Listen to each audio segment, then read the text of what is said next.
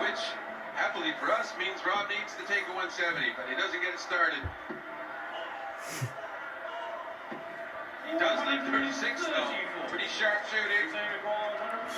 Amazing what you're doing in the car. It's hilarious. Notice I'm filming him. It was right in the corner. It was rather low. Looking to pitch the dial up a little bit higher for this double 18. Not quite that high though. Getting closer. Just have a look over at Ray as a score there, I believe. I don't think I would have come out of my stance there. I guess maybe he wanted to switch to 32 or something for next turn, but that ship has sailed. It's double 12, and Reyes gets his first leg of the match.